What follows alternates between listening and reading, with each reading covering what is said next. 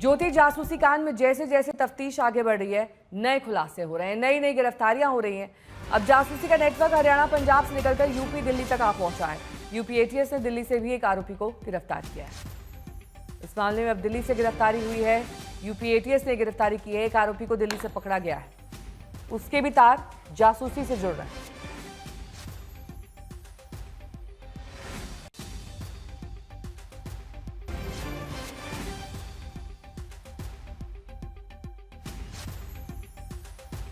Nepal border पर भी अब सख्ती कर दी गई है। वहां से भी माना जा रहा है कि कई ऐसे जासूस हैं जो भागने की फिराक में हो सकते हैं। यहां पर उनका नेटवर्क फैला हुआ था। ऐसे में सख्ती के बाद वो वहां से देश से बाहर जा सकते हैं।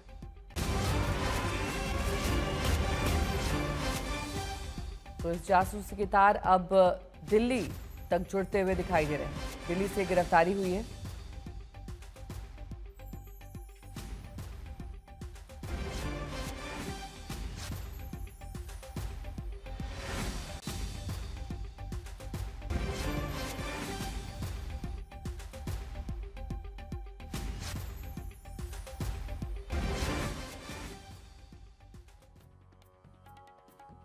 तो अभी तक की गिरफ्तारियां आपको दिखा रहे हैं। हरियाणा से ज्योति मल्होत्रा की गिरफ्तारी हुई, वहीं पंजाब से भी लगभग 7 गिरफ्तारियां हुई हैं। ये सभी जासूस बताए जा रहे हैं जो इस पूरे मामले में जुड़े हुए हैं या फिर अलग से जासूस का काम कर रहे थे।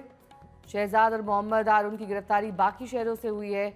तो एक एक करके हम आपको जासूसी के वो चेहरे मोहरे दिखा रहे हैं जिनसे अब लगातार जांच एजेंसियां पूछताछ में लग गई हैं। पंजाब से 7 गिरफ्तारियां, हरियाणा से 5, यूपी से 1 और दिल्ली से 1 गिरफ्तारी हुई है। कुल 14 गिरफ्तारियां अब तक हुई हैं। ज्योति मल्होत्रा की भी रिमांड 4 दिन हिसार कोर्ट ने बढ़ा दी है। अब उसकी फोरेंसिक जांच की जाएगी, लैपटॉप, फोन इत्यादि की।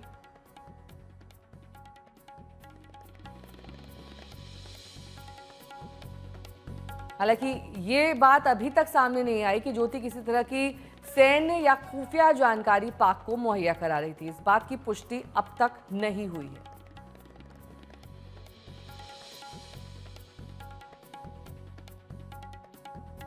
ज्योति जासूस पर जैसे जैसे खुलासे हो रहे हैं, वैसे वैसे पाकिस्तान की साजिश बेनकाब होती जा रही है। ज्योति तो बस एक मोहरा है, आईएसआई के जाल में फंसी मोहरा। यूट्यूबर ज्योति मल्होत्रा ने जैसे ही पाकिस्तानी वीजा के लिए दिल्ली में पाकिस्तानी हाई कमीशन पहुंची, वहां से बिछाए गए जाल में फंसती चली गई। वहां तैनात वीजा अधिकारी दानिश दरअसल आईएसआई एजेंट था। ज्योति मल्होत्रा को अपने जाल में फंसाने वाला आईएसआई एजेंट दानिश को पाकिस्तान हाई कमीशन में वीजा टेस्ट पर नाम पता बदल कर रखा गया था। 21 जनवरी 2022 को उसका वीजा तैयार हुआ। वीजा में नाम एहसान और रहमान है। दानिश की तरह ही आबिद और ताहिर हुसैन को वीजा डेस्क पर लाया गया था, जिसकी पोल मिलिट्री इंटेलिजेंस ने स्टिंग ऑपरेशन से खोली थी। 5 साल पहले 31 मई को दोनों को गिरफ्तार कर पाकिस्तान वापस भेजा गया था। राणा मोहम्मद जिया नाम के एजेंट की पोल 2021 में खुली थी। हाई कमीशन में उसे भी वीजा डेस्क पर लाकर आईएसआई स्लीपर सेल तैयार करवा रहा था। ये कोई पहली बार नहीं है जब पाक हाई कमीशन दिल्ली में आईएसआई रैकेट का खुलासा हुआ है। साल 2021 और 22 में मिलिट्री इंटेलिजेंस और दिल्ली पुलिस स्पेशल सेल ने पाक हाई कमीशन दिल्ली में काम करने वाले 2 अधिकारियों का स्टिंग ऑपरेशन किया था और उसमें खुलासा हुआ था कि दोनों आईएसआई के एजेंट थे। हाई कमीशन दोनों देशों के रिश्तों को बेहतर करने के लिए है, लेकिन पाकिस्तान ने इसे हमेशा से साजिश का अड्डा बनाया। इसे जासूसी के लिए इस्तेमाल किया, यहाँ आईएसआई का गढ़ बनाया। सूत्रों के मुताबिक आईएसआई फर्जी नाम पता से यहाँ स्टाफ भरता है, फिर चाहे वो वीजा अधिकारी हो या ड्राइवर, क्लर्क हो या फिर कुक। यही वजह है कि हाल ही में भारत ने पाकिस्तानी उच्चायोग में स्टाफ की संख्या में भारी कटौती की। जासूसी कांड में अब तक 14 की गिरफ्तारियां हुई हैं। आखिरी गिरफ्तारी दिल्ली से हुई है। यूपी एटीएस ने दिल्ली के सीलमपुर से हारून को पकड़ा है, जो पाकिस्तानी उच्चायोग के कर्मचारी के संपर्क में था।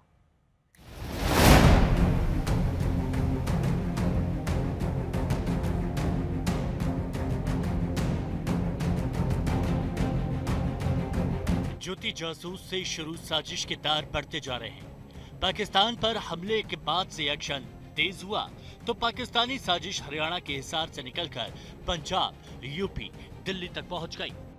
अब तक 14 पाकिस्तानी जासूसों का पर्दाफाश हुआ। सबसे ज्यादा पंजाब से 7 गिरफ्तारी हुई तो हरियाणा से 5 जासूसों को दबोचा गया, जिनमें यूट्यूबर ज्योति मल्होत्रा भी शामिल है। 2 गिरफ्तारी यूपी एटीएस ने की। ताजा मामला दिल्ली का है, जहां से यूपी एटीएस ने मोहम्मद हारून को धर दबोचा। यूपी एटीएस ने पाकिस्तानी दूतावास में काम करने वाले मुजम्मिल हुसैन से कनेक्शन के बाद मोहम्मद हारून को पकड़ा। कबाड़ी का काम करने वाला हारून की गिरफ्तारी दिल्ली के सीलमपुर इलाके से हुई। हारून के परिवार वाले भले ही सभी आरोपों से इनकार कर रहे हों, लेकिन यूपी एटीएस ने पुख्ता सबूतों के आधार पर हारून को गिरफ्तार किया है। अब यूपी एटीएस लगातार हारून से पूछताछ कर रही है। हारून ने 2 शादियां की, उसकी एक बीवी पाकिस्तान में है। हारून की बुआ भी पाकिस्तान में रहती है। दूसरी शादी पाकिस्तान में बुआ की बेटी से की। घर वालों के मुताबिक इस दूसरी शादी के बारे में करीब 2 साल पहले पता चला। हारून के घर वाले भी मान रहे हैं कि हारून अक्सर पाकिस्तान जाता रहा है। देखिए पासपोर्ट वेरिफिकेशन ले आ रहे हैं हम, बस यही बात थी। वो लेके गए, दोबारा आपसे लेके नहीं आए। फिर कोई ये हमने कंप्लेंट करी थाने में, भैया सुनियो, मैंने थाने में कंप्लेंट करी हमने 112 नंबर पे कि हमारा बंदे को ऐसे उठा के ले गए, समझ गए, वो ऐसे ले गए तो थाने वाले जासूसी का आरोप लगा, ये कब पता लगा? हाँ? ये कल पता लगा हमें। अच्छा, तो आरोप जो लगाया गया है कि वो पाकिस्तानी एम्बेसी के एक शख्स के जरिए जासूसी करते हैं। यानी गलत, सब झूठ है, सारा चीज होती है झूठ है। अगर कोई बात कर ले किसी से तो समझ लो वो आरोपी हो गया वो। है, ये सब कोई रूल नहीं है। नहीं, हमारा कोई नहीं आया। ये तो आरोप लगाया जा रहा है, मिर्च मसाला लगा के बताया जा रहा है। कहाँ कोई नहीं आया। पूछा तो अच्छा खासा गया, वो तो गया, हमें तो पता भी नहीं है। वो तो यहाँ यहीं था गली में, उसे फोन करा, पता ना किसने नंबर दिया, क्योंकि जरा वो करनी है, पासपोर्ट की तहकीकात करनी है। हारून आखिरी बार 5 अप्रैल को पाकिस्तान गया था। 20 दिन रहकर वो 25 अप्रैल को लौटा। सवाल है कि पाकिस्तानी उच्चायोग के कर्मचारी से उसके लिंक कैसे थे? उससे जासूसी का काम करवाया जा रहा था क्या? हारून का लिंक पाकिस्तानी उच्चायोग में काम कर रहे दानिश से भी जुड़ा। दानिश ने ज्योति के साथ साथ 4 राज्यों तक जासूसी का जाल फैलाया। दानिश ने बनारस की भी रेकी करवाई थी। बनारस से तुफैल की गिरफ्तारी हुई। तुफैल नफीसा नामक महिला की हनी ट्रैप में फंसकर जानकारी भेज रहा था। तुफैल 600 पाकिस्तानी लोगों के साथ व्हाट्सएप ग्रुप के जरिए संपर्क में था। तहरीक लब्बैक की सामग्री लोगों को शेयर करता था। जासूसी की लिस्ट की शुरुआत 3 मई से हुई, जब पंजाब से पहली गिरफ्तारी हुई। ऑपरेशन सिंदूर से 4 दिन पहले अमृतसर से पलक शेर मसीह और सूरज मसीह को गिरफ्तार किया गया था। दोनों पर अमृतसर की आर्मी और एयरफोर्स की सेंसिटिव एरिया की डिटेल भेजने का आरोप है। अमृतसर की जेल में बंद हरप्रीत सिंह उर्फ हैप्पी ने दोनों का संपर्क पाकिस्तानी एजेंट से कराया था। पलक और सूरज के बाद 8 मई को पंजाब के मलेरकोटला से गजाला और यामीन मोहम्मद को अरेस्ट किया गया।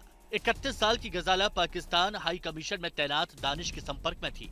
यामीन वीजा एजेंट का काम करता था। वो पाकिस्तान हाई कमीशन में लोगों को वीजा दिलाने के लिए संपर्क कराता था और उनसे कमीशन भी लेता था।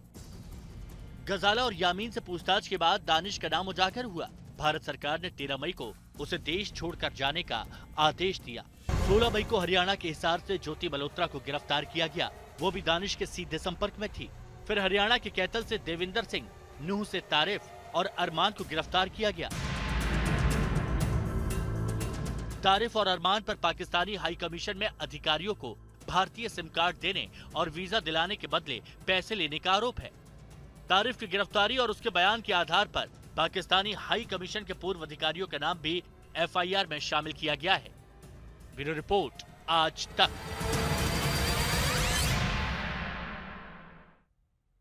हिमांशु मिश्रा मेरे सहयोगी जुड़ गए हैं तमाम जानकारी के साथ। हिमांशु, जो दिल्ली से शख्स पकड़ा गया उसके बारे में क्या जानकारी मिल रही है? देखिए यूपी एटीएस ने इसे 2 दिन पहले गिरफ्तार किया, जब सीलमपुर का ये रहने वाला है, स्क्रैप का काम है इसका। और इसे जब गिरफ्तार किया तो ये घर से कुछ दूर पे ही था, जब दोपहर के वक्त पुलिस ने इसे ट्रैक किया और ट्रैक करके इसको वीज़ा से जुड़ा काम बताया। और उसके बाद ये जब रुक गया तो फिर पुलिस ने इसे एक बार पकड़ा और पूछताछ की, कंफर्मेशन की, उसके बाद गिरफ्तार किया। इसके ऊपर जो आरोप हैं वो बेहद संगीन है। यहाँ पे जो पुलिस के मुताबिक ये जो मुजम्मिल, जिसे भारत छोड़ने का आदेश दिया गया था, जो पाकिस्तानी एम्बेसी में काम करता था, उसके संपर्क में था, उससे लगातार बातचीत इसकी होती थी। जिसमें ये आरोप है कि स्थानीय लोगों का वीज़ा दिलाने के लिए मुजम्मिल हुसैन का इस्तेमाल करता था, जो कि सीलमपुर में रहता था, और बाकायदा कमीशन दिया जाता था। अब इसके अलावा एक और इसके ऊपर आरोप लगाया गया है, जिसकी तफ्तीश अभी फ़िलहाल जारी है। वो है कुछ ज़रूरी इन्फॉर्मेशन साझा करने की। किस तरीके की इन्फॉर्मेशन, क्या कुछ साझा हुई या तैयारी थी, ये सारी चीज़ें अभी यूपी एटीएस लगातार पूछताछ कर रही है, पता लगाने की कोशिश कर रही है। लखनऊ उसे गिरफ्तार करके दिल्ली से ले जाया गया, जहाँ एटीएस ने उससे पूछताछ की। हालांकि परिवार सीधे तौर पर इन आरोपों से इनकार कर रहा था, लेकिन पिछले कई दिनों से जो एटीएस थी उसकी निगाह थी, लगातार जो बातचीत थी उसकी जानकारी थी, मूवमेंट की जानकारी थी। अगर आप देखें तो अभी 5 मई को ही वापस 5 अप्रैल को गया था हुसैन पाकिस्तान, और 20 दिन के बाद 25 अप्रैल को आया। जब हमने परिवार से पूछा कि आखिर इस तरीके से बार बार पाकिस्तान जाने की क्या वजह थी, तो परिवार वालों ने कहा कि वहां पर हुसैन ने दूसरी शादी की थी, इसलिए वो बार बार वहां पर जाया करता था। हालांकि जो पाकिस्तान की उसकी पत्नी है वो कभी हिंदुस्तान नहीं आई है। ये सारी बातें सिर्फ हुसैन ने बताई है। अब इनमें कितनी सच्चाई है, क्या कुछ झूठ बोला गया, ये सारी चीजें अब पुलिस पूछताछ में निकालने की कोशिश कर रही है। ठीक है, बहुत बहुत शुक्रिया इस तमाम जानकारी के लिए आपका। जासूसी कांड में पाकिस्तानी उच्चायोग में वीजा अधिकारी के तौर पर काम करने वाला आईएसआई एजेंट अहम किरदार है। दानिश ने ज्योति को टारगेट किया और फिर 4 राज्यों तक अपना जाल फैलाया। ज्योति मल्होत्रा पर जांच का शिकंजा कसता जा रहा है। ट्रैवल ब्लॉगर, यूट्यूबर पर खुफिया एजेंसियां, पुलिस सवालों की बौछार कर रही है। रिमांड पढ़ने के बाद सवालों की लिस्ट और लंबी हो गई। सूत्रों की माने तो अब तक की पूछताछ में ज्योति मल्होत्रा ने खुद माना है कि पहलगाम हमला और उसके बाद हुए ऑपरेशन सिंदूर के दौरान यूट्यूबर ज्योति पाकिस्तान के खुफिया अधिकारियों यानी PIO के संपर्क में थी। ज्योति के 3 मोबाइल फोन और लैपटॉप की फॉरेंसिक रिपोर्ट 1 से 2 दिन में आने की उम्मीद है। पुलिस के मुताबिक ज्योति को सभी बातों का और किरदारों के बारे में पता था, उसके बावजूद वो PIO के संपर्क में बनी हुई थी। सुरक्षा एजेंसियों की इस जद में वो सब हैं जो ज्योति के संपर्क में आए। सुरक्षा एजेंसियों की नजर में वो सभी शहर हैं जहां जहां ज्योति मल्होत्रा गई। ज्योति ने अपनी भूमिका तो स्वीकार की, लेकिन जांच में बाधा डालने से बचने के लिए कबूलनामे की जानकारी साझा नहीं की जा रही है। फिलहाल ज्योति का किसी आतंकी समूह या सहानुभूति रखने वाले से कोई सीधा संबंध सामने नहीं आया है। दिल्ली में पाकिस्तान हाई कमीशन के वीजा अधिकारी दानिश के साथ ज्योति के रिश्ते की गहन पड़ताल भी हो रही है। ज्योति से दानिश के साथ संबंध पर सवाल हुए हैं। पूछा है कि दानिश से कब और कैसे मुलाकात हुई, किन किन प्लेटफॉर्म के जरिए वो दानिश के संपर्क में थी, दानिश ने पाक दौरे के लिए कैसे मदद की, क्या किसी के कहने पर पाकिस्तान के समर्थन में वीडियो बनाए, पाकिस्तान, चीन और अन्य देशों के दौरे के लिए किसने फंडिंग की। अभी तक की जानकारी के मुताबिक ज्योति एक सॉफ्ट टारगेट थी जो आसानी से पैसे कमाना और शानदार जिंदगी जीना चाहती थी। उसे लगा कि पाकिस्तान जाने से उसे पब्लिसिटी मिलेगी, उसके YouTube वीडियो के व्यूज बढ़ेंगे। इसके लिए वो दूतावास के अंदर से भी वीडियो बनाती थी, लेकिन इसकी इजाजत उसे कहां से और कैसे मिलती थी, इसकी छानबीन भी जारी है। भारत की जांच एजेंसियां उन ट्रैवल एजेंसियों का इतिहास भी खंगाल रही है जिसने ज्योति मल्होत्रा के टूर को प्रायोजित किया। ज्योति को UAE स्थित ट्रैवल कंपनी वीगो ने स्पॉन्सर किया। उसके कई ट्रैवल वीडियो की स्पॉन्सरशिप इसी कंपनी की है। आपको हम ये भी बता दें कि वीगो को ट्रैवल ऑपरेटर के रूप में काम करने के लिए पाकिस्तान टूरिज्म से लाइसेंस मिला हुआ है। वीगो एक मध्य पूर्व आधारित ट्रैवल ऐप है जो पाकिस्तान में इस्तेमाल किया जाता है। इसका मुख्यालय सिंगापुर और दुबई में। वीगो के पास पाकिस्तान में ट्रैवल एजेंसी का लाइसेंस है। पाकिस्तान के साथ खुफिया जानकारी साझा करने के आरोप में यूट्यूबर ज्योति मल्होत्रा को 16 मई को गिरफ्तार किया गया था।